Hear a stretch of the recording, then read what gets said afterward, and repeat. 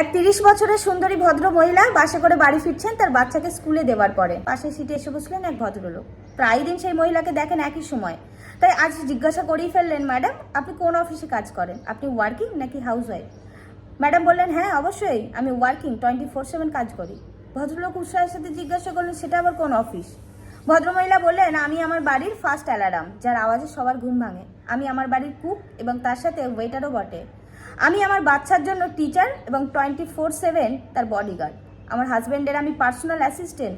আমার বৃদ্ধ শ্বশুর এবং শাশুড়ি মায়ের আমি নার্স। আমার বাড়িতে আসা আত্মীয় এবং অতিথিদের আমি রিসেপশনিস্ট।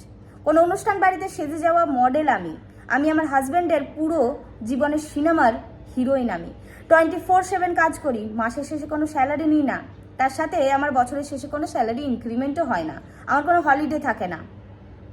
তারপরেও আমার বসের কাছে শুনতে হয় সারাদিন করিটাই বাকি। যদি কিঞ্চিত আপনার মধ্যে একটুখানিও লজ্জাবোধ থাকে, এই প্রশ্নটা আর কাউকে করবেন না, ওয়ার্কিং নাকি হাউস ওয়াইফ। কেন বাড়িতে যে স্ত্রীরা থাকে তাদেরকে কাজ করতে হয় না? তাহলে তারা কেন ওয়ার্কিং নয়? যারা বাড়ির সাথে বাইরের কাজও করে তারা তো মানুষ নয়, তারা দেবতা তুল্য, তাদের তো পুজো করা উচিত। কিন্তু যারা বাড়িতেও থাকে তারাও কাজ করে। বাইরের কাজের থেকে বাড়ির কাজটা আরও অনেক বেশি কঠিন, কারণ সেখানে একটা নয় অনেকগুলো ডিউটি থাকে। তাই ওয়ার্কিং ওমেন এবং হাউস ওয়াইফ এই দুটোকে আলাদা করবেন না। দয়া করে হাউস ওয়াইফদেরকেও ওয়ার্কিং বলবেন।